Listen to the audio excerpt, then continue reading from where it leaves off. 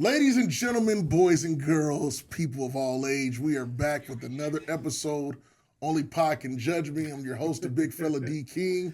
I got my main man to the left. R to the K, a.k.a. Illogic, a.k.a. Illogic 100. Holla at me. And my kinfolk on the right. Come on, man. Y'all know who it is. Wayne D, Wayne D253, Wayne D the Barber, man. But before we get started, man, we appreciate the love. We appreciate the support. Y'all like, subscribe, share, man. If you find anything positive on any of these, on any of the previous podcasts or anything that we say today, man, share that, man. Share that with your friends, man. But those who are viewers, those who are friends, those who have been tapping with us and riding with us, man, y'all tap in, leave questions. We respond to those as quick as possible, man. But fellas, man, we are back. Huge shout out to C. Blakey on the back rows, making sure things happen. Come on. Love and respect. out. Come on. Yes. We like to start off Whoa, my bad. Okay. There was a big weekend this weekend. Come on, man. I'm like, hold on, like, don't pass on that. Like, wait, don't skip. Give me a chance to speak. My apologies. Mother's Day. Man. Obviously, we know we celebrate the mom's 365, or at least you should, but they make it a national holiday. If you guys could just expound in your own words what your mother means to you. Man, that's good. Like I said, I wasn't going to start this whole podcast without sending Mama Dukes a shout out. But man, we wouldn't be here if without a mother. No one's born from a man, or no one's born from an animal. Like can we still say that?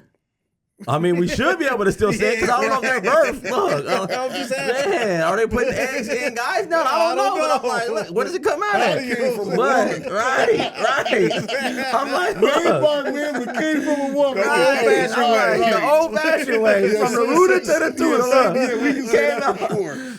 But man, we wouldn't be here. So man, I salute mines. Like you say, we're all family oriented. We love our families, love mom. So man, I love and appreciate, man. Wouldn't be here without her. Make, shaped, and molded me into the man I am today. Grew up without the father being there, but yet still mom held it down and had to do what she had to do. And I just appreciate her and I saluted her, man. So we just took her out to eat, splurged on her a little bit. Where'd you guys go? We actually went to hibachi. We went to a hibachi joint. Okay. Look, got her some. Went to hibachi joint with her, got her some flowers. Look, popped in on with her on church, and then went just chill. Oh, we actually bowled yesterday too. I bowled with her. Yeah, we went bowling. How'd she do? My mom just throws the ball down the lane. Mom, we ain't gonna say nothing. Yeah, mom just we ain't gonna say everything in the competition. Right. She was there for the family. Right. Mom was just throwing it down there. there. Great lady. She's so selfless, man. Yeah, she is. We'll give you the shirt off her back and take the shirt off somebody else's boy, give me that. Look, right, for sure. Man. And your wife? Oh man, look, wonderful queen, man. I appreciate her. Like I wouldn't. She has shaped me in these 8 years that we have been married. She has been like a pillar, a backbone. They say the woman is behind you.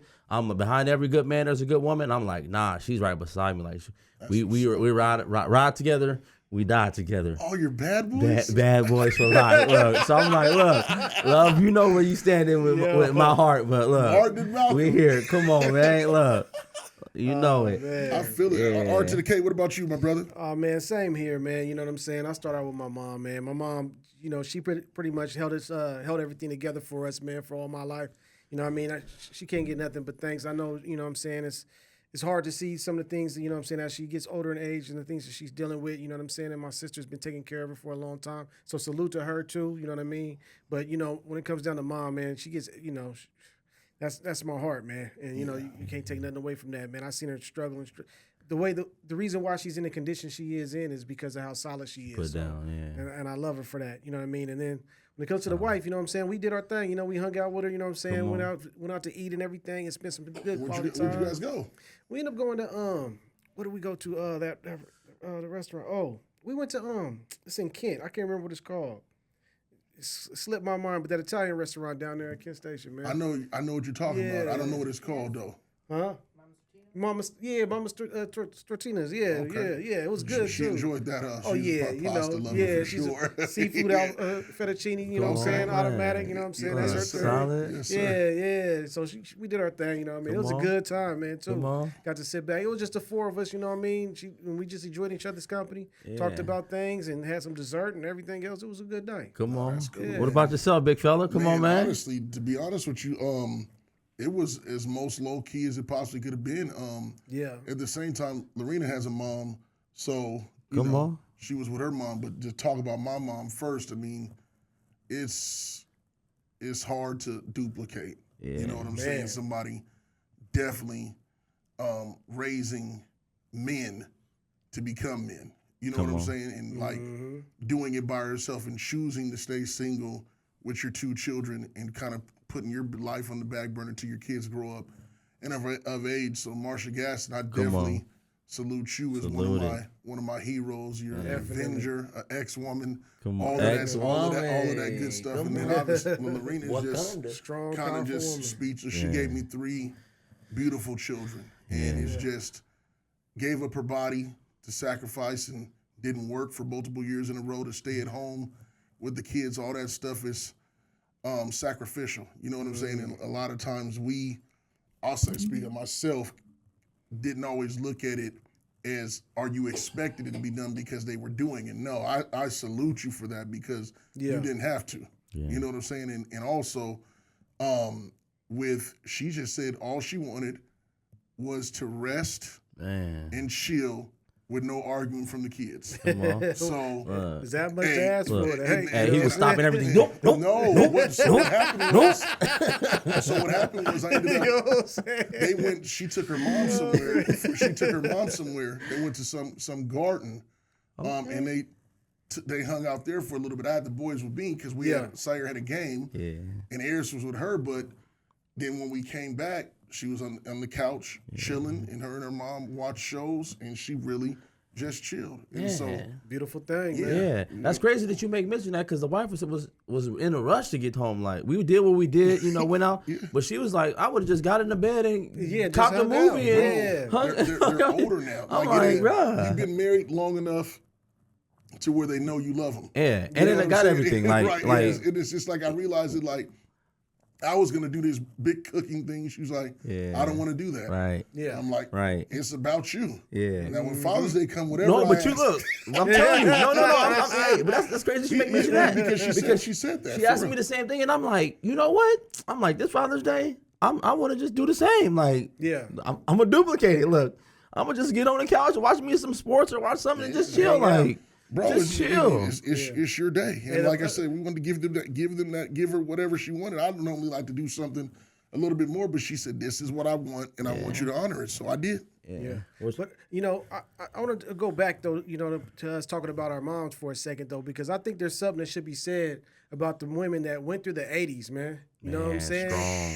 I mean, because for one, their parents were the parents of the Great Depression, so they already came up with less, and then they had to go through the '80s when it was really, bad it was bad. It was so much stuff to get in. So much stuff going on around them, and they really persevered and raised, raised children through all that. That's a lot of times by themselves. So salute to all you women that went through the '80s. A whole new can of worms that I will just say, and I'm sure my mom won't have a problem with me speaking about it openly, but just going from being on welfare to saying, I don't got to be a statistic. I'm about to get a job. Come on. Yeah, see? And so me and my sister saw her work. You know what I'm saying? And just sacrificed and struggled. We wanted nice stuff. I didn't know I was poor because the stuff that I asked for, she was able to give. So I couldn't even imagine it. Right.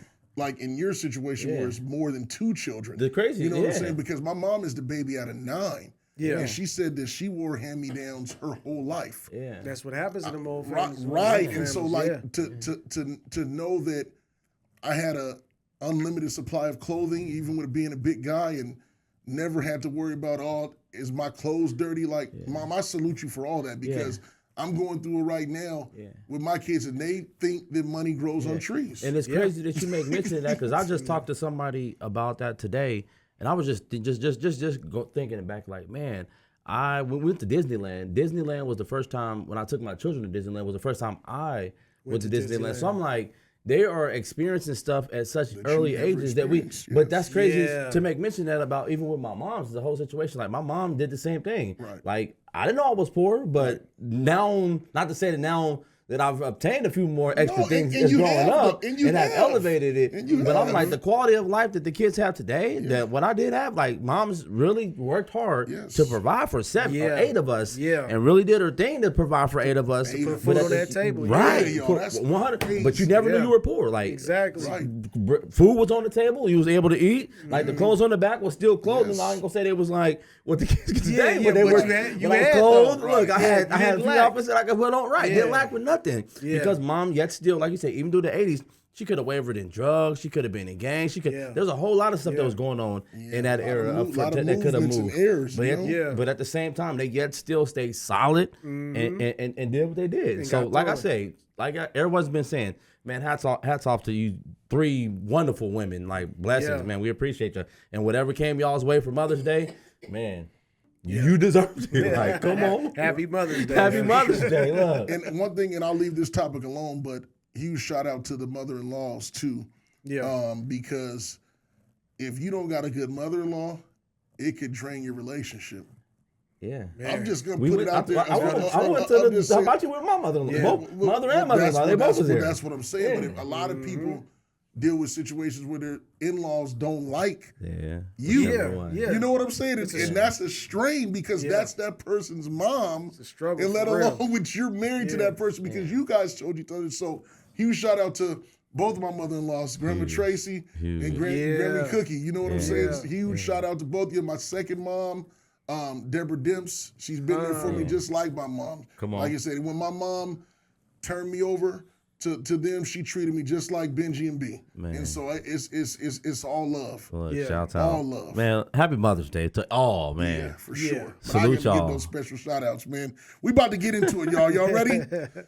Come Hard on. in the paint. Come on. The playoffs are upon us. We went past round 1. We are round 2 right now. Before we say anything about the games, what is your prediction as of right now, present date? NBA champion, RK. NBA champion. Ooh, you're going to put me on the spot, man. Only pocket judge you. Right. The one that pops into my head is Boston, but for some reason, I got to admit, I got to admit that I'm not sold on Tatum leading them to the championship.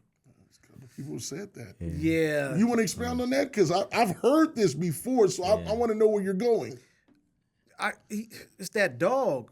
It's that dog. So you don't see it? I don't see that dog. I see that he wants it. Okay. And I see that he's trying, but he just don't got that lockdown bite mentality. Like, this is mine. Like, I'm taking it. Like, right. It's like he's doing it, but he's doing it like in a finesse way. Yeah. You got to bulldog your way. Yeah. And so on the flip side of that, Anthony Edwards. I haven't watched this game all season. I just started seeing him in the playoffs, and I see the way that he's going about it. And it's come on, man. Someone called him Aaron Edwards. Man, come on. He's tough. He is the coldest, man. I mean, and it's not just his skill is off the charts, but at the same time, he's got that dog. And man, that reminds me of that older era. It reminds me of an era where he's gonna go to that. He's gonna take what's his. Right. And it makes me think, he has the opportunity to win the whole if he meets, thing. You're like, man, I'm gonna go with the dog. I'm gonna go with the dog. So who's your prediction? So you got Minnesota. Oh, so in the end, man, it's okay. Yeah, I'm gonna go green. I'm gonna go Boston. You gonna go Boston? I'm gonna hedge my bets off experience and say Boston's gonna get it. Okay. That's a good. Hey, nothing wrong with that. That's good enough. That's right. No, that's good. Come on, talk to us, D. Man, no, that's very solid. That's very solid. But for me, for me, I think I'm gonna go otherwise. Okay. What I seen last night, kind of really was like, man, I think this team really they've been there before, so y'all should know where I'm going. Denver. They've been there before. I'm not mad at that though. It's just like evened it up. I don't know. Like, he's growing on me. Like, Joker really is growing on me. his game is so like finesse. Like it's just like so like sloppy. It's like, bruh, like how do you get things done? And you just get it done. Man, I'm like, this game is like a Five Guys. Right? Like, bruh, it's so nasty, but yet dude, when you bite into it, you're like, bro, I know why I keep coming back. Him and Tyson Fury the same thing. I'm like, man. Him and Tyson Fury So the for same me, thing. and that's good that you do say that, because someone came into the shop today and was we were like, man, all these people that we're comparing to Kobe, like that went to the Kobe Academy, don't have the Kobe mentality. Bradley Beal, Devin Booker, Paul George, Jason Tatum. Like, how does all these people go to this academy? I wouldn't say Devin Booker don't have it. How do all these people go to this academy, Jason Tatum, but then they don't have? Giannis got it too. But they don't have the killer. They don't have the. They don't have the Mamba Black Cat. So give me your predictions. They got a skill set, but they got the skill set. They got the game, but they don't got the. Give me your prediction, Wayne D. So for me, like I said, Denver. I'm gonna go with somebody who's been there. Like last night really showed me that they can put things together and get it done. So Denver. I'm going Denver. I'm not mad at that at all. I'm going Denver because they came back and evened up that series when they looked like they was. Everybody was counting them out. Everybody was like they're done. Get swept. I'm gonna go on record and say what I said from the beginning. I said Minnesota in 6, so I believe 4-2. Really? I've said that in the beginning. I see Minnesota champs or Minnesota championship right now.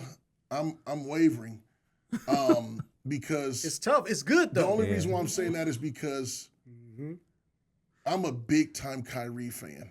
Ooh. And I just don't see nobody in the world that can guard him. No. And if Luka lets him be the leader and he's the second guy, Dallas has action. I'm not saying they're gonna win. No. But you're giving us a prediction too. But what I'm saying is they got all the other pieces around it. Oh man, them 2 trades at the end. Yes, those was 2 excellent pickups. Who are those? PJ Washington and Gafford, the big man and the shooter. All the pieces to check the boxes. But they featuring the wrong guy. They're featuring the wrong guy. Are they featuring the wrong guy in the playoffs? Well, yes. let me finish. Yeah. Let me tell you why. Let me tell you why. I got you covered. Yep. I got a question too in there. Luka's never been there. Kyrie's been to the mountaintop. Yeah. He's played against the best players, so-called, in the world. Agree. Yeah. At the highest level. That's when Steph was the best point guard, arguably a top 3 player in the world. Yeah. And he beat Steph. Yeah. And he outplayed Steph. Yeah, he did. He always does, though. Yeah, he did. He did. I agree. He always does, though. His game is just Steph can't. Right. I want to say that, but I don't. He kind of falls in that category of people that, like you say, you want him to have the. Luka? No, Kyrie. No, he has all. But the difference is with Kyrie doesn't want to be the. He doesn't want to be the face. He doesn't want to be the. No, that's not true. I think he's doing the senior thing and taking a step back for the sake of the team. He's taking the. It's not even his team, but he's just taking the D Wade's pro and say, he's doing that because please go get it. I'm here to help you. He's doing that because Luka was the guy. But in the playoffs, you just like go do it. You can see what's happening. What's wrong? Why? Because if Kyrie if he's initiating the offense every time, it's going to open up Luka for so much more too. Yes. But I can see where you're coming from. And it's just like but Luka brings the ball up and he wants to do the slow controlling, step back to the right and do the European thing. The European left. And I'm like, bro, it works for him. It works. But sometimes it doesn't though. Like he's playing like it's the regular season still. But Oklahoma City Thunders play so hard. They just are not experienced enough. Yeah, you can see that too. Right, but they got the pieces for the future. They have a team. It's so hard, but I'm going with Anthony Edwards. You going A? I'm going with Air Edwards? Anthony Edwards. Air Edwards? Like somebody said Air Edwards. I don't want to put him in rare air yet. He got to win. If he wins Air Edwards then? No. He's okay. If he wins 22 years old, leading that team like that, then he's the face of the league. We can talk about something. But definitely. it's hard to bet against the Joker. Last night he just dominated the game. He just looked so well. So bad. It's just like, man, nobody can do nothing. But I think that's because hard. I think because Gobert came back, it kind of threw off their chemistry just a little bit. But but they got Towns guarding him. They need to start out with Gobert guarding him. Just play him one-on-one and then have Towns extend the help. That's my personal opinion. I think you have to throw bodies at him. You have to throw him, Nas Reed, and go. You got to throw them all at him. Like it's like you ain't the one person gonna stop him. Like That's true. That's true. You're throwing them all. Like go give me 2 minutes. Go give me 5 minutes. I'm going Minnesota You're going Boston. You're going Denver. What are you going? Right. Tap in. Let us know what y'all going. I got one last thing to say, man. Sir. I think KD going to Phoenix was the worst thing that could have happened to Devin Booker. Yeah, that was bad. Man. I think that was a bad move, and I haven't seen his growth since KD got there. Nope. So I'll just throw that on the table right there. And then I'm gonna throw. When you open it, I'm gonna go somewhere. Right. I'm gonna go somewhere else with it because today they made mention of it that KD's choosing to go to Golden State is doing more tarnish to his career than it is, or to his legacy than it is bigging him up. Do you agree? I agree. Okay. And the reason why I agree is because look, he doesn't win in Oklahoma City, right? He goes to a 72, 73-9 team, and then goes and wins the championship, and then goes to another team but never won anything. So he's not. I don't think he ever will win again. So the only time you're going to win is you join Golden State, which is a Steph Curry. We know we don't even insinuate KD with the Golden State wins. We're like, okay, Steph Curry won 4 rings. We don't even say KD won them at Golden State. It's always right. He won 2 of them, but we always say Steph won the 4. We don't never say Golden. He gets too much. KD's great. Great. Yeah. Right. LeBron doesn't get that same. If LeBron did that, he would be ridiculed like he couldn't play in the NBA no more. Right. KD went to a team they were up 3-1. Right. They were up 3-1 on Golden State. And then you go join them the next year. He must have saw something he liked. Steph Curry, Klay Thompson, Andre Iguodala. But you never win after. And the reason why LeBron's Miami situation was completely different. None of them, all of them play together. Bosh didn't play with them. They never played together. They were actually bringing in kind of almost like a whole new team because I think what's the white dude Mike Miller came. Shane Battier wasn't there. There's a whole lot of people who he brought on that team that was not there the previous year in Miami. Golden State was Golden State, right? Adding KD, right? Yeah. The problem, they were 73-9. They had the best record in the NBA. Right. KD. The only bad thing about that is they lost the championship because LeBron beat them. Yeah. So that's the only bad thing about that season. Like you can't even be considered as the best because you lost. You lost back from a 3-1 lead. You're supposed to win. Yeah. There's no ifs, ands, or buts. I know it's salty. Ain't no they lost, but I'm just saying that is what it is there, man. I'll leave it there because we can go further and expound on this. Lomachenko. Lomo. He's a champion again. Man. Lomo only got 20-something fights in his career. People didn't even know that. Because he took a long time off. Right. Yeah. He was on the rise for a minute, killing everything, and then he just stepped away. Right. Yeah.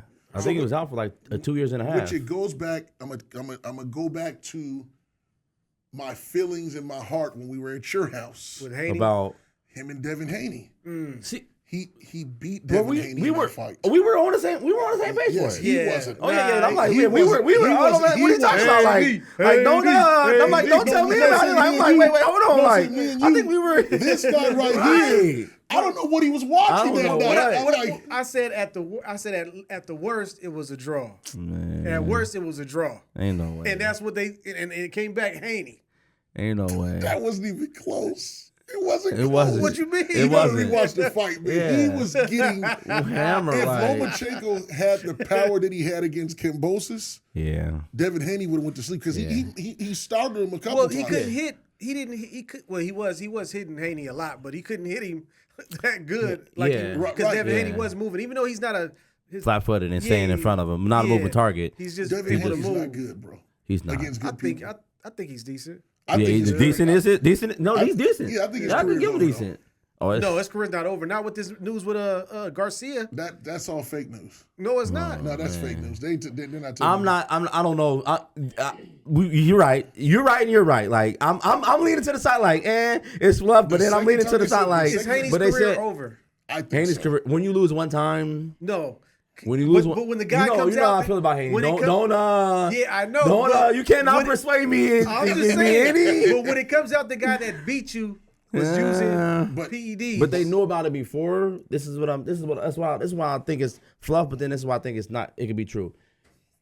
If someone tells me that you know about this before a fight, but yet still you let the guy still weigh in 3 pounds heavier, and you still want to take the fight, Because they said they found out about it. They knew about that he was positive before it. Or whatever the drug was, but then they said the second test and the test before the fight and the test after the fight were both positive. So but yet still he took the fight because he let him take 3 pounds heavier for paying for the money because he wanted to take the check. Yeah, he needed the money. He wanted the money rather than Haney needed the money. I think both people needed the money for sure. Yeah, I don't know if Ryan really needs it like that. He's a YouTuber. I don't think he needs it. I don't know if he needs it. I think he needs it. I think he needs it. I'm gonna say he needs millions is millions. I don't care. If you get in the ring, you need millions, bro. Those are free millions. No, you're right. Right. So you need millions, but does he need it? No, but he needs it. But I don't know. I don't know what his bank account looking like. It's funny to say all of this after the fact. It's all. What you mean? I mean. If he was using PEDs, he's using PEDs. Yeah. They say they look stronger. They say, man, when he was popping them with that, he didn't look stronger. He just looked faster. But when he was popped them, you know how much what it takes out of you to go through that dehydration, though.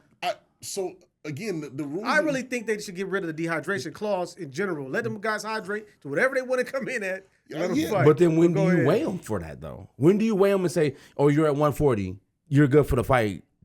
And then you can just dehydrate with 3 weeks. Like, bro, you come in the wing at the 175. You looking like 50 Cent in that movie. Right, we waited at 140, but you gonna fight me at 175. Good luck. Devin Haney was happy because the belt wasn't on the line because he was overweight. So he didn't have a worry in the world. And he thought he was going to win. He thought he was going. That's exactly what it was. Problem. He said you can do whatever you want to do, and I think that's what it was. Right. He said you could be taking. Eating meat from Canelo Alvarez meat. But yes, look, y'all here, look, that's what they want to say. Canelo, I think you're the guy. But you couldn't have been eating Canelo Alvarez meat. He that big butt look, I'm right. Look. You hit him and he don't even move, man. His neck is like this. But Devin Haney running through Charlo's punches. But Devin Haney thought he could just run through him, and that wasn't the case. Nah, I think so. It don't take away the fact that you got knocked down. But back to the Lomo, though. We gotta get back to Lomo winning. Like, he's a champ now. Like, and he beat him convincingly. Yeah. So but George Kambosos, one thing I will respect about him and what he said, I gave everything I had. He just beat me. Yeah. I got beat by a better guy tonight. And I respect when boxers can be truthful no excuses. to the fact of what's what. That's good. I can respect that because there was no excuse about anything. He's a hard fighter. He'll fight anybody too, Kambosos will. 100%. He'll fight anybody. He don't back down nobody. Old school. And so that's why he's a guy with a couple of L's on his record too. Right. He don't mind taking a fight and beat anybody because you got an L. Once that L's on there, then you're like, I could just fight anybody. Right. Because if he that beat L ain't on there, right to get the title, right? Tiafimo. He knocked Tiafimo down too. Yeah. So and that's crazy because Lomachenko lost to Tiafimo. Yeah. He lost to him. Yep, he did. Yeah. So it's wide open. I guess Tank said after he beat Frank Martin, was it Loma? That's what he said. Lomo's next. Ooh. Was it Lomo or was it Triple G? Ooh. Who? It was Lomo. It was on Friday night. It was Lomo. Lomo lost to Tiafimo beat Lomo for the belt. Lomo doesn't want that problem. That was when he was trying to go for undisputed. Lomo lost want it that again. problem. You say what? He's gonna knock Frank Martin out too. Who? Oh yeah. He's talking about him like he gonna knock him out too. He said, "You're not even skilled, and you can't be drinking and hanging out." When he was with Gillian, like, you're not good enough to be drinking and partying with Ryan Garcia. Oh. And he couldn't really say nothing. Yeah. And he's telling him, he's like, "Man, after I beat all these guys, I don't even want to do it no more. I want to do it for other people." Man. So I'm telling you, he's on a mission. Yeah, he knows that Frank Martin is not in his league. That's a money fight. You know what I'm saying? He's going to beat Frank Martin up. Yeah, he's going to beat Lomachenko up, and then he's going to beat Shakur up. And that's they're talking about Lomo versus Shakur. I don't like that fight. I do. You do? Lomo needs to make Lomo fight everybody. Let Shakur get him out. Lomo fight everybody. Right, right. I would let Shakur fight Devin Haney. No, we don't want to do. No, we don't want Danny. No, Devin, you lost. Look, you're to the trash can. Look, bro. Like he said it right before. Like he's just decent fighter. Like, look, my guy's decent. I would like to see that. Yeah. You don't want to see that. He had his chance when he ran. Shakur still got to prove himself in that division, though. He got to prove himself. Period. He got to get a pay-per-view fight. I agree. He's fighting for free on ESPN too much. I agree, but you know what now? You know if Shakur calls out Devin Haney, Devin Haney's gonna take that fight now. But Devin Haney had the opportunity when he had no losses to say I'm gonna put my belt up and fight you. What about Devin Haney fighting AB? Oh my. AB ain't even trying to fight, but I would like to see. AB said he's ready to fight, man. Hey, they're both at 140. He's at 140 he said too. He's ready to fight. AB's at 140. He said, "Fight me." I love AB because his antics. The boxing, he's just okay, but he's good for boxing. He's very good. He's playing for boxing, like bro, like you know how to sell yourself well. For real, you talk a great game. He said, anybody can get it. He said, "Fight me." He said, "Fight me." Him and Bill Haney got into it on the. I did hear that. I did on the podcast. Yo, he was going they were trying crazy. and he booted them out. Yeah. He kicked them off. He hit the button on them. Said, "Man, we ain't talking to him." I'm like, bro.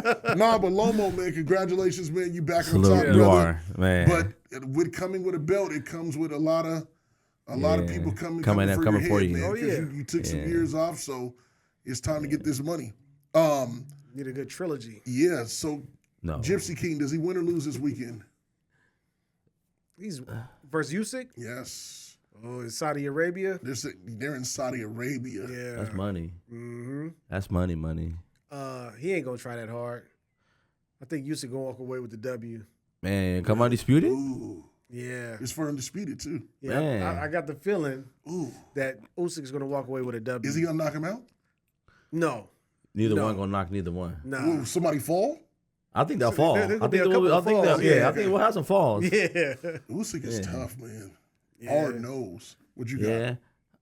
I don't know. This is tough. This is really tough. Because I think over in Saudi Arabia, they ain't testing for nothing. So if y'all say them floppy gloves, you can bring those into the ring too. for real. Look, I'm like, look, they No, they can't. they just do want to that, see the man. fight. Look, dude they didn't just say, said- look, they didn't say nothing but the but wild the enjoyment. dude I'm said- like, the promoter said if they try to get out the fight, he's taking half of the purse for who? from both the fighters. Oh, the dude who's promoting it. Yes. Because there's so much Right, money over right. there. He Yeah, said, yeah. You're taking away half. They don't want that, so they're gonna fight. But that's what I'm saying. So who you got? If Floppy's coming in, I mean, I think Gypsy's coming out. Look, if Floppy can get in, he heading out. Look, His arm's gonna be heck long. right. Hey man, honestly, I'm going I need a Fury. new champion. I'm I need going a new Fury. champion. Fury can't keep doing this. I'm going He's out of Fury. shape. He's Right. out there. He's big up, bro. belly. He's out there like just moving around. The way he gets it done, but he gets it done. Yes, he does. But he gets it done. Yes, he he can't. He does. can't go though. I'm not gonna lie to you. Fury He can fight. can fight. And He's he's heavy. 6'8". Right. He's Yeah. big and floppy, but he can throw them mitts. Yeah, man. For real, like he puts stuff together real So good. you got Usyk. I got Usyk. You got Fury. I got Fury. Who do you guys got? Man. This weekend is happening. Heavyweight bout for undisputed. So all the belts are on the line to see who the undisputed heavyweight champion is this weekend. Yeah, What is it showing on? Dre's? I don't even know. I don't even know. the No? Zone or something. The I don't know. Zone? Yeah. We got to figure out how It's to not win. HBO or nothing because We gotta figure out how to Nah, talk ain't about no it. pay-per-view. Yeah, they ain't had HBO's no- over. Matter of fact, it might be PBC, Yeah, I Amazon think Prime. HBO was Ooh, I HBO like- Max. Yeah, but I ain't seen I got both of those. Yeah, because But I heard. But I I've got heard. Amazon Prime. Right, but I've heard even if you have those, they're on pay-per-view those, so you still got to buy it on pay-per-view for that. for Amazon Prime. Yeah, so like, there was a fight this week, either this weekend or last weekend. It was on a pay-per-view of a streaming that you still got to pay for it. Like you still had to pay for the fight to watch Have it. Say look that up Yeah. for us. I know they do that on the Zone. Where that fight is at. So like, even if you got the Zone's app to watch the fight for free, you still got to pay for pay-per-view. pay-per-view of the Hey, fight. I hope Amazon Prime ain't pulling that one. Me either. Let's take a quick turn. That's Tyson Fury versus Usyk. Yep. The WNBA right now is anticipated to have the best season ever. Why? Selling tickets. Selling and watching. Yeah. Why though? You know why? Caitlin Clark. Is it one person or is it multiple? Nah, she's gentrified the league. So you're not giving Angel Reese nothing? I'm not. I don't want to take nothing away from Angel Reese, Right. but you can see at the rollout of those players when they arrived on their teams. See, don't do that. That's messed up, No, man. he's not. He's not. No, I agree but where he's coming from. I hear where he's coming from. because that was messed up. That was Yeah. scandal. That Yeah. was You know what I'm Chicago saying? Sky should be ashamed of Yeah. themselves. They had our girl in a community center, like in the Yeah. back gym, with just a Right. fly with a poster Right. board up. For her Chicago president. Yes. Right. And did you see how many people was at Caitlin Clark's just debut game. Like, they rolled like 33 down. Like, bro, like, come on, bro. Like, you gotta be kidding me. You know what I'm saying? Like, you got a boys and girls still, like you said, a boys and did look like very cheap, very like, man. Like, go get the banner in the back. Like, like they forgot about that day. Right. We just not got a building right now. We're going to go to the back room. Come on, they should be embarrassing themselves. Yeah, right. They didn't even give the other girl. They didn't even give the other girl. Kamala? Yeah, something like that, whatever. The big girl from South Carolina. Man. I didn't even see her. But then also you see that what they did with the Samoan girl out of Utah. They did a whole. They did a whole luau, and they had all the Islander stuff. So they really they respected her culture and everything. And set it all up. That hurt my feelings when they did that to Angel Reese because she's done a lot. For college basketball. Yeah, she's defined that you could be pretty and still play hoop. Man, it shouldn't be, but it shouldn't be even a Caitlin Clark thing. It should be that this generation, this era, has done a lot for women's basketball. Yeah. The LSU run had a lot to do with it. Everybody contributed to the level that it's at, the attention that it's got to even push Caitlin Clark to this level that she's the star that she is. Yeah. So they really should be putting some money into that. Yeah, I agree. We kind of talked about this today at the barbershop also. Man, all these topics we hit on, we might have talked about them all at the office today. But today we was talking about there was generations before Caitlin Clark setting this up, almost like how there was people before Jordan, like Dr. J and Magic, and they were setting it up, and then his face came on to the league, to the scene that they thought, oh, we can push and we can market him, which was Jordan, and he took it to the next level, and everybody wanted to give Jordan the praise for taking basketball where it is, but I think Magic, Dr. J, and Larry Bird started to kind of move it in that direction. They just took it, or Jordan just took it and just took it globally. And I think that's the same thing. David Stern took it globally. Right. And I think that's the same thing we're doing with Caitlin Clark. Is I think like Maya Moore and Diana Taurasi and Sue Bird and all of them were good enough to move the needle for people to start watching it. Now all of a sudden this Caitlin Clark girl, they're like, she just shoots out of this world. Like, we never seen a girl Steph Curry, and she's just dominating the league. And so I think now they're taking on her. Sabrina's not that? No. Sabrina's not that much of a shooter to say you're out here just knocking down tray bombs just like it was nothing, shooting 40-footers. Like, Sabrina's not doing that. Sabrina's did it a little bit, and she had a little bit of noise when she was making all those triple doubles with Oregon. And they were like, oh man, she's the next James Harden, I think they was comparing her to. But this chick, they're like, you're like Steph Curry. Like, we've never seen nobody gun like. The best player in the WNBA is Cold, and Asia Wilson is the best. She is. And it's just, I hear what you're saying, and I hear what you're saying.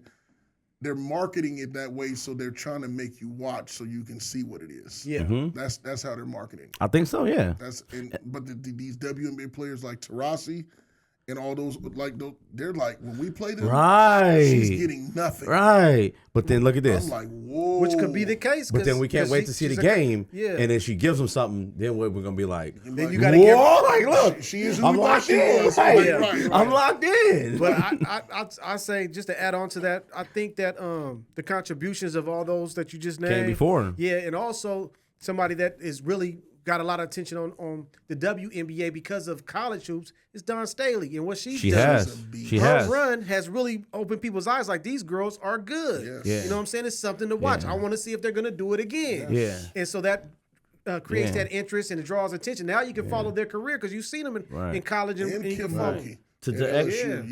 But to echo that, but we've seen that before with Gino and Pat. And we've seen Pat Summitt do what she was doing with the Tennessee. And then we've seen Gino did what he did with UConn all them years. Like, we've seen this runs. But just the exposure now that we've seen for women, now you see the Dawn Staley. Like, Dawn Staley's not doing anything that Gino didn't do. Now she's putting it on a big scale to where we're like, okay, now, what do you like we want to see South Carolina next year and see what package they put out there and win again. It's marketable. Even though USC might win it next year. I'm putting it on wax now. Because the teams that you don't expect to be good are good now. Yeah. Iowa, we've never heard of them being good at women's basketball. Yeah. South Carolina has never been like they're considered as the powerhouse. It was always the Tennessees, LSU, the LSU's, the Connecticut, the Texas, the UCLA's, but now Stanford. Because Stanford, but it's such a wide range of great players going these different places in that the market is tapped in. And huge shout out to Kobe, rest in peace, but he was trying to build this whole WNBA thing to move and I didn't want to. I thought about that. That thought had crossed my mind because what happened with him and his ambassadorship with his daughter and how he was pushing that. That's kind of the first time that it really moved me to become. I'm still a casual fan. I don't follow everybody, but that's when it really drew my interest. Like there's somebody standing behind it. It's like almost like it needed that sponsorship or that seal of approval from somebody to say this is of his magnitude. Right. To stand next to the sport and say this sport is bona fide. Y'all need to check it out. And sad to say, it took that situation. Yeah. But that kind of piqued my interest into looking into it a little bit more. But like I said, I'm still casual about it. But I am seeing the Caitlin Clarks and following what's going on at LSU because of what's Reese and and everything that's going on there, and the situation, the drama, and the sport. You know what I mean? All of that wrapped into one. Yeah. I love it, man. I love it. Like when you can watch the men's NC2A and the women's NC2A, we've never watched the women's N2C. No. We never watched it. People are in tune on that. Like, hey, we got to get home because they're playing. Right. You know what I'm saying? It's like I'm not gonna lie to you. I don't even know when I seen the lotto for yesterday, because the lotto for the NBA's came out yesterday. I said, I don't even know none of the players even pop up on the screen. Like, I know some of them, but I'm like, bro, I don't even know none of the players' dudes' names. Like, you knew Wemby, you knew Zion, you knew, like, bro, I don't even know none of the people's names. The worst NBA draft ever. Really? That's what they're saying. We'll see. Wow. I think it's gonna be a lot of role players that. But we talking about man, but I think that's a harbinger of the sport, man. You see how that All-Star game was like blah. It's like a blah, and now you got the draft is like blah. Yeah. Man, the NBA got to do something. But there's some people that are emerging. Like there's the Tyrese Maxeys, there's the Jalen Brunsons. All these old heads is done. There's the Shea Gilgeous. Changing of the guards. It's a changing of the guards. These old heads, and I love you, LeBron. You are my GOAT. But changing of the guards. It is a changing. These young bucks move out of LeBron. Paulo Banchero. Young bucks. Ooh, you got dogs. Man. They're not playing. Man. These guys, Victor Wembanyama, they're coming. Yeah. They're coming. And they're hungry. Absolutely. Aaron Edwards. Anthony Edwards. Are NBA's coaches puppets? Oh, man. Do the players make too much money that a coach can't tell them what to do any longer? Are we talking about the LeBron situation? We're talking with Darvin Ham? We're talking about NBA coaches, period. Like people are getting fired after 1 year. And they have winning seasons. And they and playoffs. Like, bro, I'm like, bro, like this guy right here. I'm like, I don't understand what's going on. How are you getting fired? So let's take it all the way back. Yeah. What did Adrian Griffin do when Milwaukee was first or second in the East? Yeah. He was supposed to coach the All-Stars in the East, and he gets fired. Yeah. What did the Houston Rockets coach do? The Ime or? Yeah. Oh, no. He said to himself to get fired. Like, that was self-inflicted. He's tampering with look, that was these other coaches didn't do nothing like that. They just coached. But I'm with you, though. Udoka, man, he was tampering with the witnesses. I'm not. Look, you did that to yourself. Right. All the other coaches, no. But you. You did what you did. I don't think Vogel's great. But I don't. Me either. But Phoenix did have a positive record. They went to the playoffs. Yeah. I didn't think. I don't understand why Phoenix got rid of. Was it Monte? Phoenix. Monty Williams. That was a Phoenix or was it Golden State? Phoenix. I didn't understand why they let him go. I didn't either. Yeah. I didn't either. There's been a lot of weird things. They went to Detroit and just won 9 games. That is. Yeah. You go from the playoffs to winning 9. Where's Monty at? Is he at Detroit?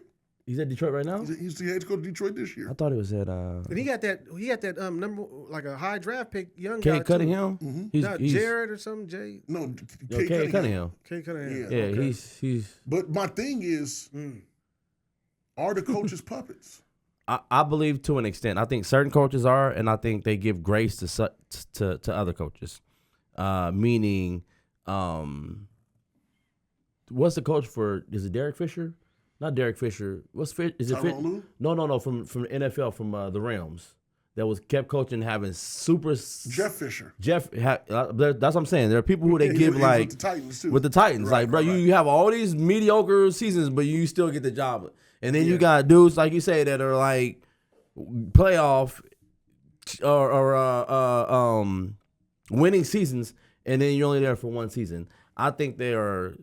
And this is my thing about Vogel. I think Vogel is actually a solid coach. I just think he didn't fit Phoenix. Did he fit LA either? That was I'm not gonna.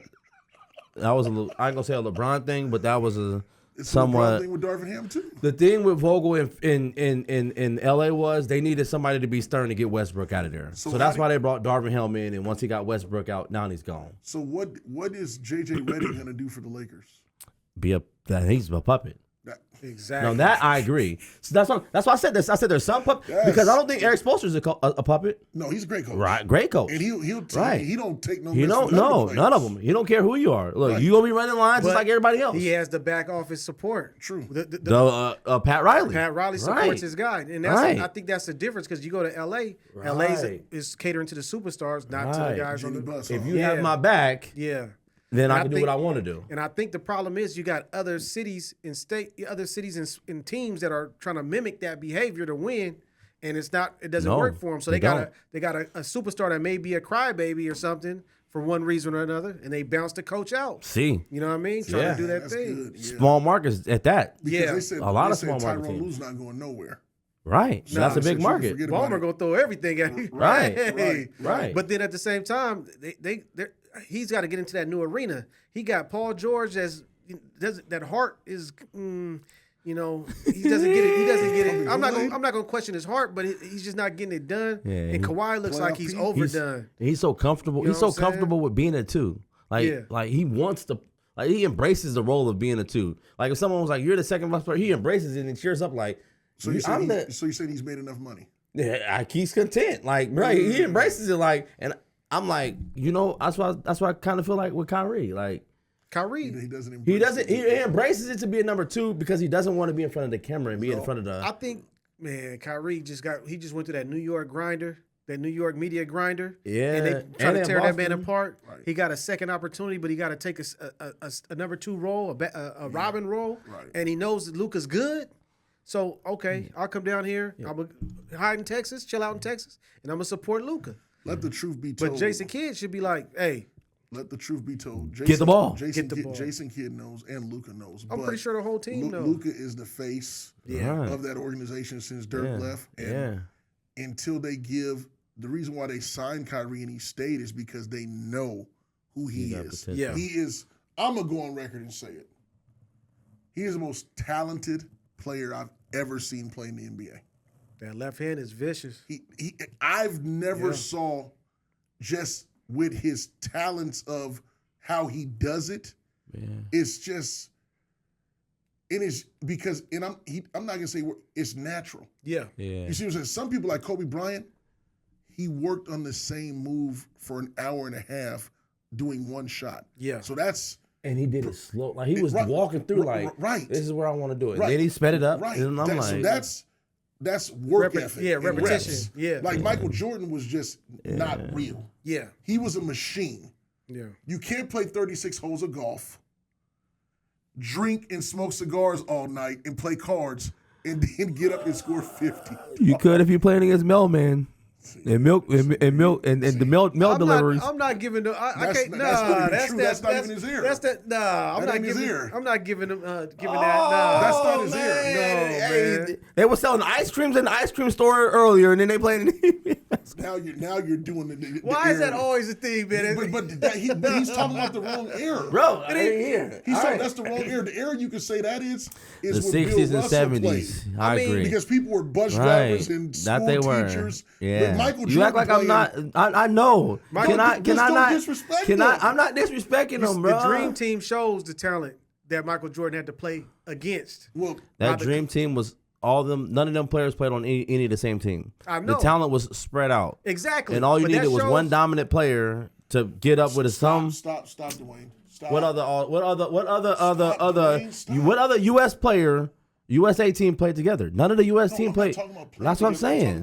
Don't he was at the Olympic team. I'm like, saying Stockton and Malone played together, and they dominated. Stockton and Malone were on the dream team. They dominated. They were on the dream team. The caliber of players that were on that dream team, that was a collection from the NBA. They got not even all the best, but they got a lot of guys they wanted to compile that team. I'm just saying that the talent that was on that team shows what the league was composed of at that time. That's a sample of what the league really had available at that time. And Michael Jordan dominated all those guys on that dream team. Separated himself, and Magic Johnson sat back and said, you know what I'm saying? It's your turn. It's your time. He's the guy. Yeah, they crowned him. And what I'm saying is, here's how you put the bed to rest as we leave this topic.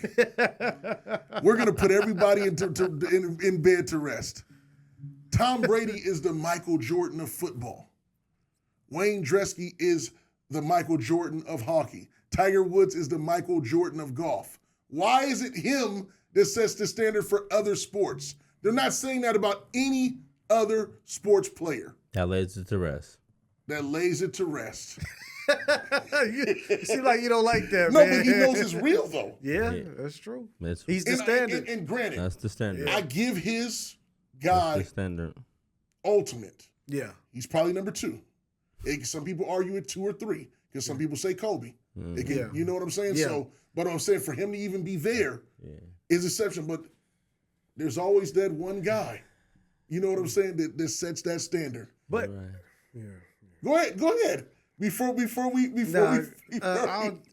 I'll leave it alone. No, I need we'll you hit, to. We'll hit it. It'll come out. It ain't the first. It ain't the last time it'll be talked about. Yeah. So, your thoughts? Is Michael Jordan the heir apparent?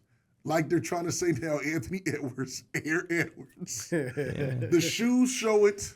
Yeah. The rings show it. The no game 7 show it. The pure dominance when his NBA Finals run shows it. But the being swept the first 8 years, the not making it out of the first round, the going to recruit great players from other teams, great rebounders, great position players, that shows it. Don't forget all the other the negative stuff. You're just giving them all the positive stuff. I said it's man, give them all the negative stuff. I said his finals run. I said his finals run, but I said his first round sweeps. Listen, we're going on. I'm not gonna keep. Look, we're gonna have to have a whole segment of this. Look, no, you can't. You can't. We're gonna go at it. Look, we're gonna go at it. Look, say when I just talk call about me on the phone and we're gonna FaceTime. No, I'm gonna go at you. Yeah, we're gonna face live. I thought we was talking about coaches. We were. Yeah, we were. But moving forward, as we how many coaches? Oh, there. No. I think it was about go ahead. 4 or 5 that got fired this year. No, how many coaches did Jordan play for? How many did he play for? Yeah, probably like 4. How many he had like his first seasons. He had like 5 coaches. His first 7 seasons or first 8 seasons. He had Doug Collins. He had like 5 coaches. He his had first. Phil Jackson. He had. Doug Collins was his coach for. He's had about 9 coaches, 8 coaches. No, I don't believe that. Look that up, Saya. They just said it on the line. I think it's like 8 coaches. Yeah, because they're talking about LeBron's having like 11. He's had like 8. Maybe 7. Jamal has had a lot. Jamal has had. He's lying. He's not lying. I think he was like 17. No, he has 20. Oh, I know it's up there. But I don't know. I can't say we can't say that Jamal had him fired though. That's no. Yeah, that's the question. That's the point. Yeah. That's 5 coaches. Said. Didn't I just say 5? He did say 5. I don't, ladies and gentlemen. What I say 8? My bad. I did say 8. I don't talk about stuff I don't know. So you and I all know there's one heir apparent, and we will digress. We will go on to the next topic. Next, hit us with the next. All right, we are here at Hot Topics and Arcade. Still laughing. I'm going at you. Look. Drake and Kendrick Lamar's beef. Jeez. Who won? Man, I think it's obvious. Kendrick's won. Kendrick won. Is Drake destroyed forever? No. How does he come back from this? He's too much of a. He makes like groovy hits. He makes like feel good music. He makes this like likable music. But when it comes to like when we're saying this greatest of all time kind of era, he won't be able to step himself on Mount Rushmore Gotcha. because of that. Now what I suspect he's going to do is he's going to take a hiatus and reinvent himself. He probably come out with some shades and a fro or something. You know Man, look. So he made him go into hiding. He'll have some dreads. He made him go into hiding. He'll put some dreads. He'll have dreads next time. Like, Did you see when he tried to FaceTime Kendrick? And Kendrick kept saying, no. He was trying to FaceTime Kendrick. Wow. He destroyed that man. Yeah, he did. He bodied him big time. And I don't even listen to rap. Barack Obama said it 8 years ago. Man, when they asked him, Kendrick Lamar or Drake? He said, Kendrick Lamar. Yeah. The dude was like, this is when Drake was at his hottest. He said he likes Drake, but Kendrick Lamar. Yeah. And Drake. K-Dot is serious. He's a problem. Put himself in situations where you can't lyrically. Yeah. Kendrick Lamar is he puts stuff together. Yeah. He's like an Eminem. Like he is thinking like he got some Tupac in him. Right. Like he has like you create him like he's like this and then a little bit of this and then a little bit of like story to tell.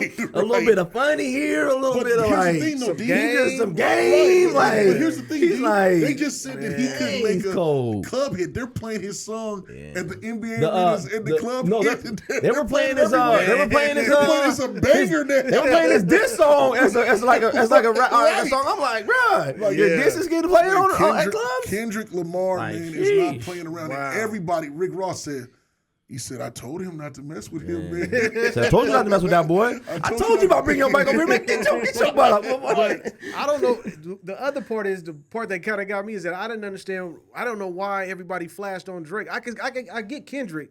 But it seemed like the whole industry turned on Drake. It's kind of like, and which we're going to go to another subject here, is that Drake has been caught being sneaky with a lot of people's situations. Other people's girls, and he obviously put himself. He was at one time trying to count himself as one of the big three. So they're like, you're dissing everybody else who's came before you, yet still saying you are big three. So I'm like, wait, hold on. And man, you can't be that and you sing in rap. But did y'all hear Chris Brown's joint?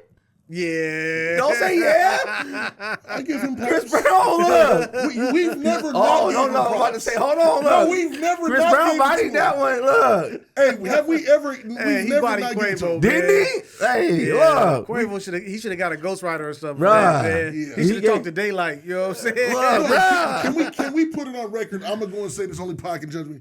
Chris Brown is legendary. There's just a couple people he's not better than. My guy said a couple. My guy said a couple. If there's just one, then I'm okay, cool. Like we'll be in the. We're not going there. We're not going there. This is people another are not time. taking him over Usher. People are not taking him over Michael Jackson. They're not. This is another for time. We had I'm just putting it out there with the people. We're good. We're good. I mean, I do like Chris Brown more than Usher though. A lot of people don't though. I like his songs speak to me. I like Chris Brown's songs more than Usher. His songs, his perspective on from his songs. I hear you. I fall in line with it more. But when I looked up some stuff, the women from Usher being that little kid and the stuff that he was doing with all them songs. They were just looks. You talking about when he was at Diddy's house? For sure. So when he came out, he gave Diddy. No, he really gave Diddy his props. He said if it wasn't for Diddy, he wouldn't have been pushed. Nah, see, you're right. He came out and said that. You're right. That was the record label sending him out there to get developed as an artist. Right. But when he really started working with Jermaine Dupri, Usher took the step that he needed to take. Because Confessions, that first Confessions and all that, and My Way and all that, that was all Jermaine Dupri. You got to give that man his props. He really put him in the spotlight that he deserved. But that 8701 was good though. What song is that? One of Usher's first albums, 8701. I don't even remember that one. No, 8701 was his first, either the first or second album. My Way was the one that I remember. Nah, 8701 was the. I know they're both legendary. 8701 goes. Legendary. That's My Way is the one that has that song where he's talking about picking the girl up and all that. That was 7 o'clock on the dot. Yeah, I think that's on 8701. That's My Way. I don't know. Say it, look it up. Yeah, 8701 has. What is that? Don't leave your girl around. No. How does that song go? That's with Pharrell. No, that's not Usher. No. That's not Usher. It's Situation. That is Usher. It's Situation. That's Situation. Yeah, that's Usher. That's Jermaine Dupri's. That's on that My Way. But 8701 has. How does this song go? It's 7 o'clock on the dot. That's on my way. Who's in the street? Twerk it out. That's 8701? What's on there? You got it bad. You got it bad is crazy. You can't let go. That's later. You don't have to call without. You don't have to call. That's later in his career. My Way was earlier. That's the one where 7 o'clock and all that. That's the one that put him on the map. Okay. Jermaine Dupri produced most of that album. Okay. That's the one. Yeah. That was dope. 8701 was hard though. I know 8701 was a banger. For a long time, but though. Like I said, they're both good. So I mean, you could go tomato, potato. But there's also that one guy that's like the Michael Jordan of it. It's Michael Jackson. But I digress. He owe you, man. No, hey, look, he has that. Look, he good. He Why good. do you think he had that one? He can have that one. Still attacking Diddy. I feel you. Did Diddy not do any good? What you mean? It seemed like, I'm just saying, it seemed like he, before this last 2 months, he did so much to help people in their music. And, you mean by having walked to get him the cheesecake? He did have 87 or Denny Kane, one of them. Yeah. One of the singer dudes, 80 or what was their group? Days 26. He was like, "Look, bro, go give me my cake. Look, then I asked, bring the berries on the side. No, don't put it on." Has he done no good? Because it's all bad with him. He hasn't. Why is he not saying anything? They said he ran. They said they say he was jetted out here. Well, they just said they saw him somewhere in Miami on a bike with a new girl. They haven't arrested him, so you know what I'm saying. Yeah, that's the part. They haven't arrested him. They did raid his house, and they haven't trumped up. That was the feds, and they didn't give him no charges. So I say he might have slipped out of that situation. But I think the thing is that Diddy has fell in line with the music business. He's a music business executive. Mm-hmm. He's an artist/executive, so we see his moves. But he has done the same contracts and the same tricks that a lot of people have done in the past. Uh-huh. You know what I'm saying? Where guys get a percentage. They said Biggie was short. He had to sell his publishing and get a good check in his pocket. And this is close to the end of his life. You know what I'm saying? He was out in L.A. because he had to. He had to work. Yeah. He had to eat. He wasn't making money off his royalties like he could have or should have. You know what I'm saying? At that time, going platinum or multi-platinum at that age. You know what I'm saying? Yeah.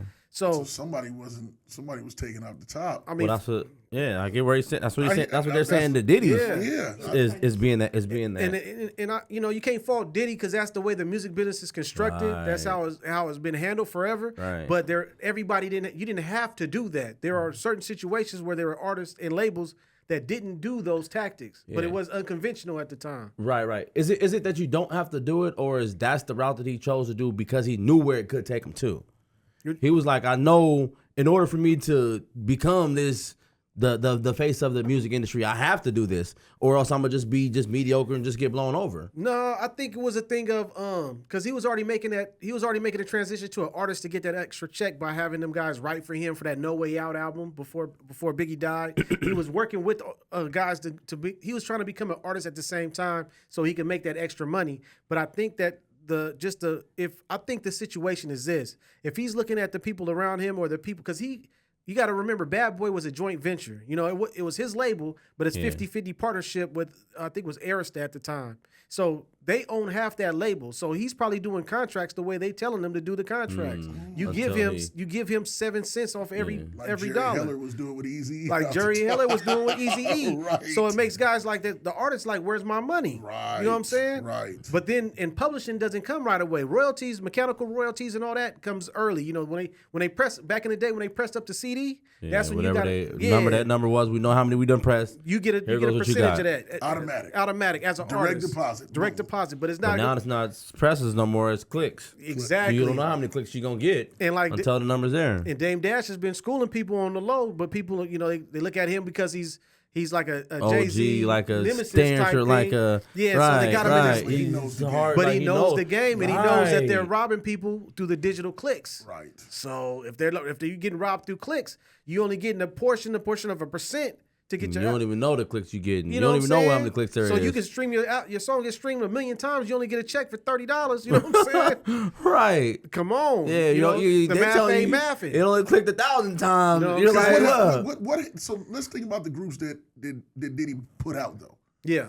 He had Escape, right? No. Who had Escape? That's JD. That's JD that had Escape. He had Total. He had Total. Yeah. They were good. They had a good run. Yeah, they had a good run. He had Biggie, obviously. Biggie, yep. He had Craig Mack. Craig Mack, yep. He had Mace. Yep. Big run, right? He had Murder Mace. Then he Pastor Mace now. Danity Kane, Day 26. What happened to either one of those groups? The Making the Band groups. They were cool. They had I think both of them had about 2 or 3 hits. 2-year run? Who's gonna check off them episodes though? Probably He was for sure. Exactly, not them. Probably Right. that was his production. Fosworth, Bentley, Jeans the Gents. He disappeared. Jeans the Gents. You got all these guys. Black Rob, he passed away. Rest in peace. You're right. He wasn't. You know what I'm saying? You had Shine did that time behind him. Yeah. Who Yeah, can he you did. point Yeah, to? Did he have Mary J too for a Yeah, he minute? did. Mary J was somebody he produced. He produced Mary J. for Uptown. Yeah. Gotcha. So he kind of put some songs together for her. So if No, Change Your Faces, R. Kelly. Oh, that's right. so, people actually at his level on his labels didn't really. Who can you point to that say except You was Stevie a J? staple. And Stevie J did it through reality TV. He got a celebrity. That's right. So who can you say spun off his back? You know what I'm Because saying? Biggie didn't spend financially at all. No. Mace made some money though, Mace but had- not what he should have. Should not remember he tried to get another check with 50 Cent. Right. And he killed that too. Because the thing is about the music industry is a lot of times these executives can kill your career because there's only 6 major labels. So if I'm here with you, Diddy, at Arista, and then I leave, I'm trying to get signed at Warner Brothers or somewhere, a lot of times Diddy can make a call and be like, he's still under me and don't touch him. He's toxic. If now I don't know if that's what he's done. You know, I don't know if that's where he's at with everything, but I mean that's par for the course. From what they're saying about him, he seemed like he's like that. They said he's cutthroat. If he don't get it his way, he gonna make you feel it. I mean, who came out from under him and really took off? Went independent by themselves. Yeah, that's crazy because just even with throwing the music to the side just right now, everybody, if you go on Instagram and you go through a reel, there's somebody talking about Diddy every 5 reels. There's somebody that had an experience at these Diddy parties. Why are you guys going to these parties if you know this stuff is happening? Man. And why are you talking about it now? Because the parties is lit. I'm gonna be honest with you. I'm crazy stuff going on. That's what I'm saying. There's different floors and like, Right. oh no. Man, I'm really trying to be honest. Like this is me being Dwayne, not me being like holy roly spiritually. I'm gonna be honest with you. If I didn't have a connection with like Christ or know who I wasn't at, I'm gonna be honest with you. At my younger age, I would have been at one of the parties too. That's just me being honest. I mean, I'm like, I'm if I was trying to get on and I was, I don't know if I'm going to no, I don't know if I'm at, I'm at. Like, hey, don't go to the after party. no, I won't be there long, right? Like, look, this is what's going on. I'm gonna still have morals and be like, look, I stand on this, bro. Like, you're not. Look, this is not happening. But attending one, I'm like, bro, I'm gonna attend one. I mean, it's kind of like the situation with Prince, right? They said Prince would invite you over for breakfast and playing basketball. You know what I'm saying? And that's kind of like after the club, he's like, come over to my house. We go play basketball and have. That's kind of like, So here's the other flip side of that. He hit Magic Johnson. At 3:00 in the morning. We want to watch a movie, Magic. So Magic opened his theater in LA for Prince and all his friends that came in pajamas. True story. I don't doubt it, man. My gosh. True story. Another true story. 3:00 in the morning, pajama Prince party. rented out Carlos Boozer's mansion. And he turned everything purple. Cover it up. Cover the cage. Switched everything All the dishes up. out. Look. Carlos Boozer came back. He was like, Prince, what's going on? You ready? He said, don't worry, man. I'm gonna take care of you. It'll be flipped back. And he gave him some extra money, like extra $300,000. He was renting it literally for like $30,000 a month. Wow. Yeah, you guys got to look that up. It's true story. Prince was a different type of deal. Yeah, man. serious. But those guys with that money and that power, they can do that stuff. Yeah.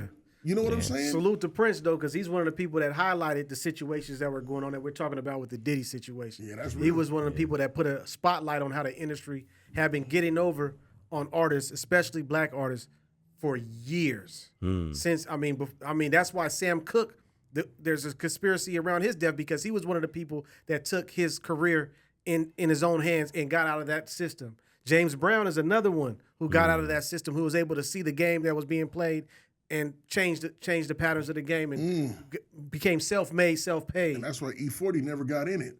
Man, sign yourself to yourself. Right. You know what I'm saying? Right. He's a great example to be able to see it. Or you know what? People say what they want about 50 Cent. I think he did it the right way. He got the rap game just enough to make his money, left that stuff alone completely, and got the vitamin water, made the money off of that, flipped it, and now look at him. He's a producer mogul. Yeah. And like I said, these shows that he's putting out are bangers, and people want to be on the show. Yeah. It's pretty amazing. You know what I'm saying? How you can use, same thing with Ice Cube. He used it and he flipped it. Yeah. Dr. Dre, he used it and he flipped it. Now he don't, I'll make beats, but I'm in charge of the big things. So it's like, I think it's kind of like, even like when you're in sports, you got to use it to advantage so you can get something out of it. So there's something in the afterlife. Yeah, right. Yeah. Yeah. Even if it's car dealerships, whatever it's going to be. Whatever it is. Yeah. Joe Biden came to Seattle, man. Did anybody see? Man. I saw some clips that how they had the freeway cleared. I seen the traffic. And like, how do they do it though? Yeah. How does anybody know how it happens? Like, there's a freeway full of traffic. Then all of a sudden the president's here and there's nothing. I never saw that in my life. It was just like open road on the freeway. Like, where did he land at? SeaTac. So he's at the airport. Okay. Yep. Wow. He was at. My sister works for the SeaTac airport, and why did he go to SeaTac? Because so they wouldn't have to block off so much area. Okay. Because if he would have been landing anywhere else, I thought they go to Boeing on Beacon Hill. But he would have been blocking off a lot of like traffic to go. But the freeway's right there. You know where the Boeing right there on Beacon Hill. The freeway's literally right there, going either way. Right. But if you get off on SeaTac, you're literally like right there to go. But that's a lot of freeway. I'm not saying you're wrong. You know what I'm saying? Yeah, you're like literally like bap and onto the freeway. But then this is another thing that she said when she was there. I don't know if they were supposed to be leaking this or not. But she said there was two planes. You're putting it on the pause. Right. She said there's two planes that landed, and one of the planes just got all their bulletproof cars. Yeah. Just for cars and armory and whatever it is that they're for the security. That's the president. Like the security's on one. Everybody's on the plane, but then they all come and hop in their car and drop off. Like as many cars as there. Air Force One. There's media on there. They got their own media. They have everything. The president's sitting at a desk or either laying down like he's in an office. He ain't even know he's flying. Yeah. It's like you got the plane divided into two parts. You know what I'm saying? Right. They got the like a residence, like the White House in the air. Yes. And they got the media and everything so they can be comfortable. But they always fly with two planes. But they also there's Air Force One and Air Force Two. Then there's the one that carries the transport. So there's another one that flies that's supposed to be like like a backup plane. Just in case, you know what I'm saying? And they always keep two jets in the air the whole time. You can't fly. Nobody can fly around him like when he's flying. No, you couldn't. Because when was it Obama came here in 08? Whatever, 08 or 12. Then, when they came here, then you heard that big old sonic boom. Yeah. It was like a he came here in one of the helicopters from Portland. They came from Portland in 7 seconds. That's how fast the jet got from Portland to here in like it was like 7 or 12. No. It was 7 or 12 seconds. It was like 7 or 12. It was seconds. It wasn't minutes. It was like this big old sonic boom, like boom! It was shaking our barbershop glass. I want to say it got here in like 7. It was seconds. It wasn't minutes. It was seconds because one of the planes, I guess their radio was off. And was flying in their airline. Them people could so it got here right. I promise you, it was like 7 or 12 seconds. Like they don't even know what happened. It came here from Portland that quick, bruh. That jet that we're talking about, like, got here. Well, because 7 seconds. I was looking to see just in the air when they said he was coming. And I didn't see no planes. You know, you always see a plane. Right. You're in the type area and none. Nothing. I'm like, what is this? This was on Sunday? This was, he came, he came. No fly zone, and they cut off, the State Patrol cut off all the freeways from Ryan's Way up. And so no traffic can come through north or southbound because when you look up on the freeway, you'll see all the State Patrols all over the place. I think he landed Thursday and he left because they left Sunday because they were here for Mother's Day too. Okay, and even though Mother's Day, all the streets was still blocked off, and he left Sunday. He left yesterday. I'm like Sunday. He left yesterday. I didn't know he was that long. I seen 2 planes in the air. He was here yesterday. He had left. Well, it must have been at nighttime then. Yeah, it must have been because even when we went to go eat at like 12, and all the mom's coming from Burien. So they couldn't even buy even your house. They couldn't even come down the street. They had to go around a roundabout way to even get there because the streets was still blocked off. Yeah, that's crazy. Yeah, and that was yesterday. So the president, which brings me to my next point, and we'll move on. how does a president get assassinated with just security? Obviously, the protection has changed now as we've gotten, but I don't even see how anybody can be in a close proximity like what happened to JFK. I still don't understand how that happened. Was it an inside job? I don't know exactly how that person even is able to plant himself in that position compared to how we was looking at something. They have people that look like the arms was fake or something because the other arm was inside the coat because the arms is on the outside, but his real arms inside. They got that gun right there, so the president, when they're walking, it's over. Yeah. So I just be trying to understand, like, how do they even get close? Because they cover the perimeters, and wherever they're at, it's miles. It's miles of radius of miles of how that happens, man. But just echo, what if it wasn't like that when JFK? What if there wasn't miles and miles that they were cutting off because he was so accessible? Like, I'm talking about presidents before JFK, and then once that happened, because you got to think about it. Right. Even before, someone may mention this. I never done it, but they said you could smoke on planes before 9/11. Like, you could be able to smoke like on a Greyhound, like a Greyhound. Yeah, I heard. I don't know how long ago this was. I've never been in no plane. I know. I don't remember that. I know what you're talking about though, because there's ashtrays still put in airplanes because of that. But right. But we don't know. That's what I'm saying. That was before. They had a smoking section of the plane. Right. That is terrible. Right. But you wouldn't know nothing about it because you didn't live in that. But I'm just saying that could be something that they added on. Once something like that happens, they're like, bro, man, so many people bringing cigarettes on here. They're burning up the lights and then taking the plane and doing this kind of stuff to it. We're gonna stop doing it. You know, the same thing with presidential. We're not gonna let nobody move. Ain't no moving when the president's here because of stuff like that. Right. I mean, if you trip, remember the Brady laws because Ronald Reagan got popped. Remember, or he got shot when he was walking into a building. Somebody ran up on him and shot him. Yeah, that's crazy. So they really insulate the president. So if you got the JFK situation where his motorcade, he was riding that drop. Right. I heard now they clear a whole I heard they got satellites and everything in the sky to cover when somebody like that. Yeah, and they ain't gonna be outside in no parade doing that no more. They're inside the car where they'll do a wave. They're scanning everything, man. They know who's everybody. Their city's blocks. Like you said, there's blocks. They're doing social media sweeps and everything to see who you are and where you are in vicinity and all that. Technology's crazy, right? Right. Like if you could be the president for a year, what would you do? Bruh, I'm changing every law. I'm right. You can't. I won't. No. You can put your petition in for it to get changed. That's not. They still got to vote on it. Only the president. The House still has to vote on it, but you can put it in. I'm all right. I'm not gonna say I'm changing. I'm putting them. What would you do? I'm putting in all my stuff. Oh no. I'm gonna give it to you. You got 4 years. Dwayne Anderson. I'm putting is the president of the United States of America. Yeah. What are you doing? I'm putting a lot of stuff in place. So this is how presidents will work. A lot of the stuff that we be saying, like, oh, it was Obama that messed up this. It was Bill Clinton that messed up. A lot of the presidents, they'll put in a lot of stuff in place. It doesn't go into term until the next presidency. So a lot of the stuff that you're writing in, this got changed and this got to pay or they put in petitions for stuff and a lot of the stuff don't go into place until after that president is gone. So like what we're seeing, Biden's effects. Biden's only feeling the effects of what Donald Trump had put in place, and now a lot of his stuff is done. We won't know what the effects of what Donald Trump or Biden will be, whatever he did, won't be until whoever the next president or until his next term. Or until his next term. Because that's why they want 8 years. Because the first 4 years they're trying to, especially with the economics of it. Right. Yeah, you're putting in place of whatever you're doing for the first 4 years, and then the next 4 years you're like, all the stuff is already on. So what would you do?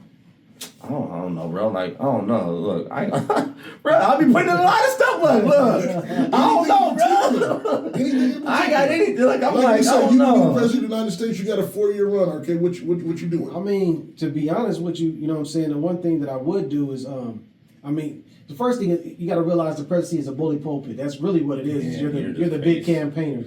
So your job is to really go touch down in places and push your agenda and try to get enough sway behind you that the politicians that are local have enough cover to vote for the things that you want done. Yeah. So that's really the job. You got to go out and be able to campaign and say, this is what I want, and this is what I believe in, and the people be like, yeah, we believe in that too. So your regional politician can come in and say, yeah, I believe in that too, and get that done. Because otherwise, if the politician comes out and tries to say something different, they're pretty much going to get voted out. You know what I'm saying? Yeah. So that's the first tactic, is really understanding what the job is kissing babies and you know what I'm saying, babies, and going out there, it could be a little black baby. Hugs and kissing babies, huh? But besides that, I think I would try to put together some programs like. I remember when Obama got elected, he did a lot for the solar programs and things like that. And they gave him a lot of flack saying, "Oh, why are you doing all this green stuff?" He did go green. He was going green. It's coming in fruition right now. That weather changing now, and now everybody's like, "Oh, we got 3 tornadoes came through." Yeah, that's because back then we were talking about this stuff. So I'll put some initiatives, whatever I can, however I can allocate money in programs like that. I do that and sponsor that.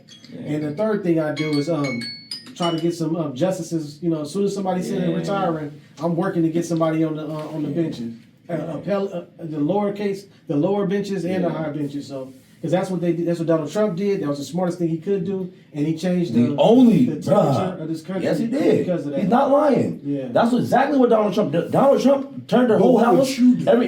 I mean, like I told you, I was trying to put some of that stuff in place, but he's right. Exactly what Donald Trump did. Donald Trump did everything. He swiped up the house. He got everything. He got everybody on board. Everybody has something to say about what somebody else is doing, but if you're put in that spot, what would you do? Yeah. What would you do differently? What would you do that you feel can make a difference that would make it better for the people as a whole? You know what I'm saying? I think that's some good stuff. Yeah. I would do what RK was doing.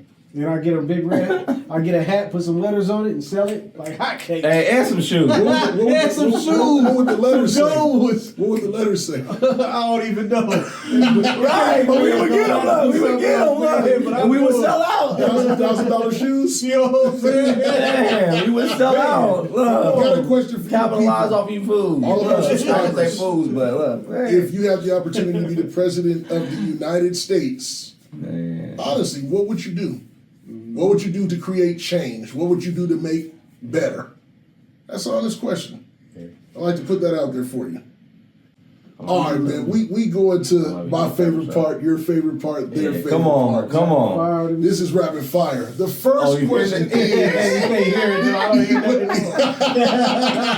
The first one is, rank the last 5 first picks in order based off of your thoughts.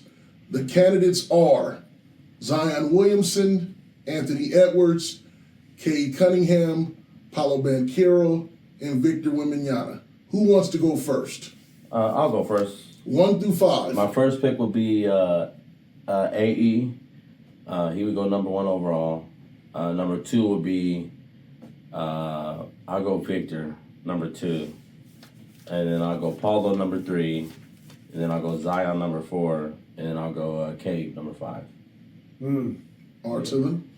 I'm going AE number 1. Surprising. And I'm going Paulo number 2. Victor number 3. Zion number 4. And Cade number 5, yeah. What you going? That's my order. Yeah. The only reason why I just picked, it's only rapid fire. Yeah, that's my order. I know you want to explain something, but 31 flavors, Baskin & Robbins, or Cold Stones? Cold Stone. Cold Stone. I like the mixing. 31 flavors is cool, but I like the mixing joint. Yeah, Cold Stone go. Strawberry Blonde is one of my favorites. Oh man, this banana pudding cheesecake one is. But I add the banana pudding and I add the cheesecake, both of them together. I got the cheesecake flavor ice cream and the banana pudding ice cream.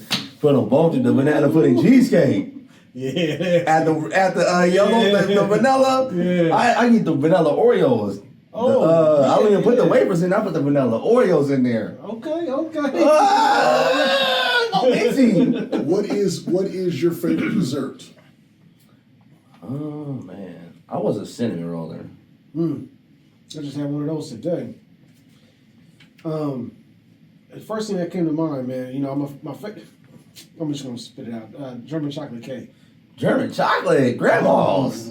You like coconut like that? Man. I didn't like it when I was a kid, but for some reason I love coconut now. Man. Really? Yeah.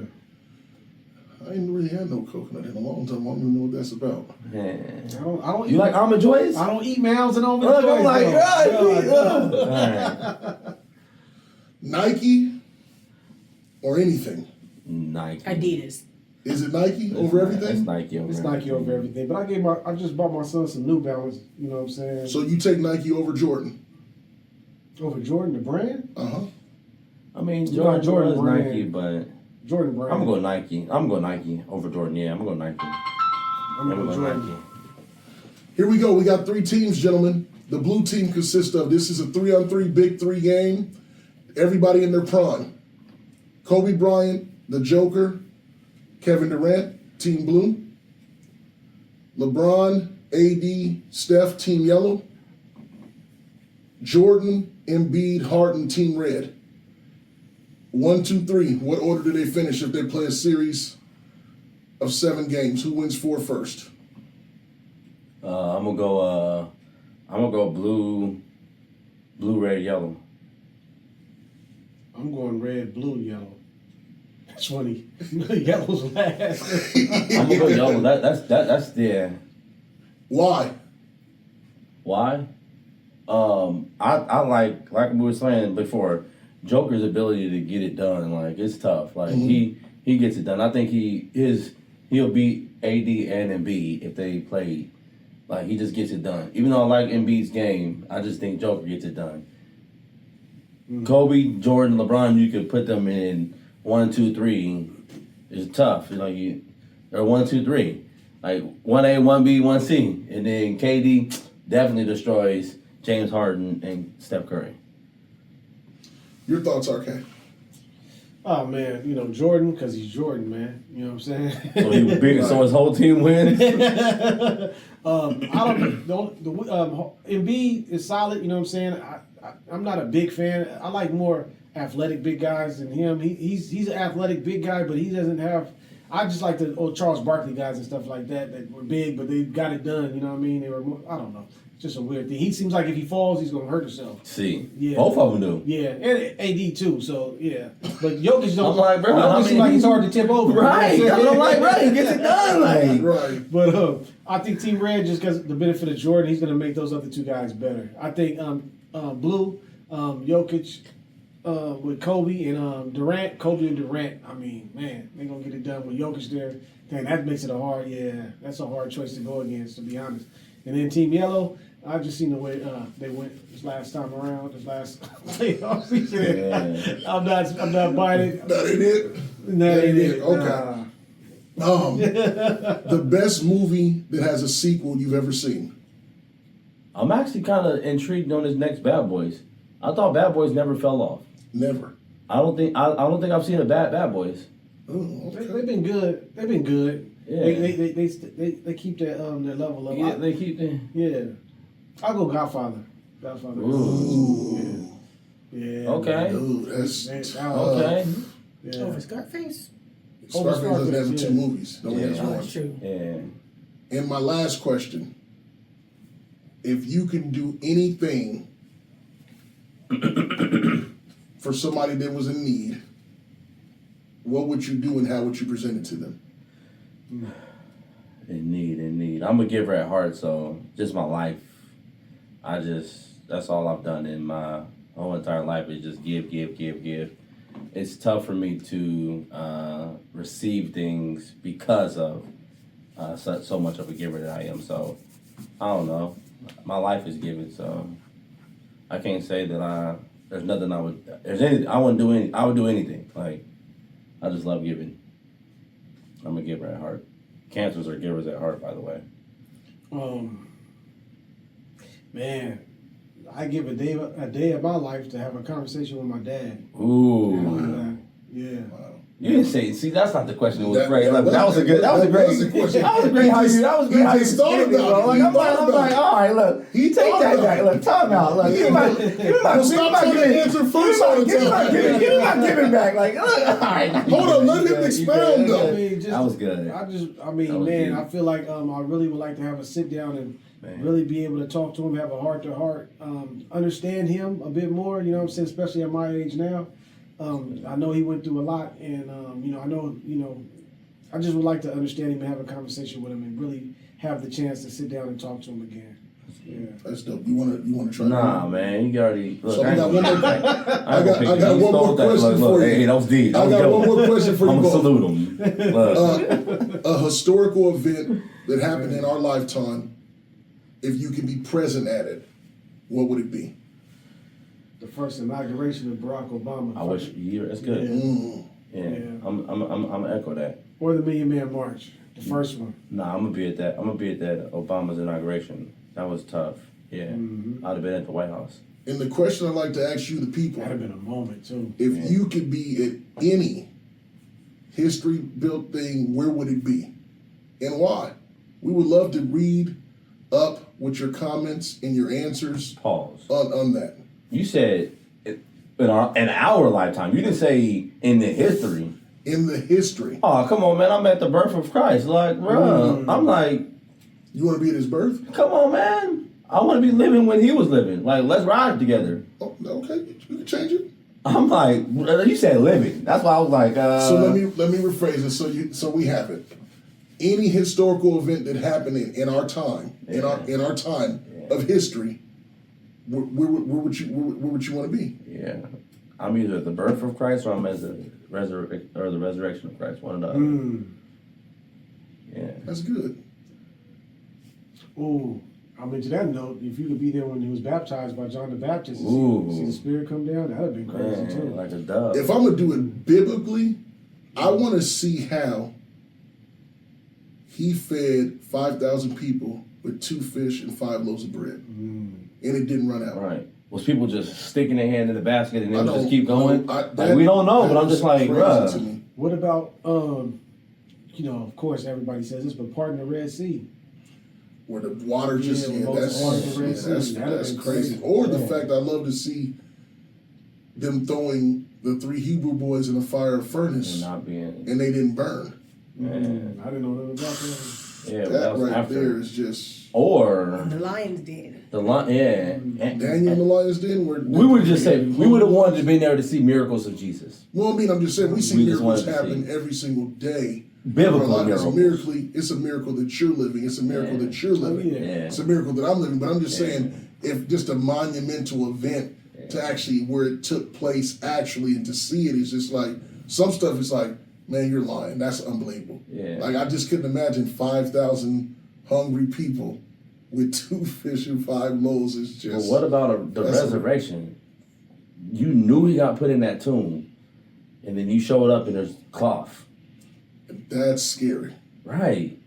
That's how you. And you knew he was in there. Right. No, nothing else could have got in there. This must be. Come on. And then he shows up and says, "Look, check me. These is here. I'm who I say I am, like, or who do you say I am?" Like, yeah, and they said it must be. So we're gonna leave you guys on that note, because God is always in the building. Only Pie can judge us. RK leave with something good. Man, kiss the babies, hug your loved ones. You know what I'm saying? Wayne D. Yeah. Kiss the babies, hug your loved ones. You know what I'm saying? Man. We love everybody, man. Appreciate you guys tuning in. We got more stuff coming. We got some merch coming soon. You guys be able to vibe with us. We're going to be vibing with it. We love everybody. We out. Only Pod. Only Pod. Good judgment.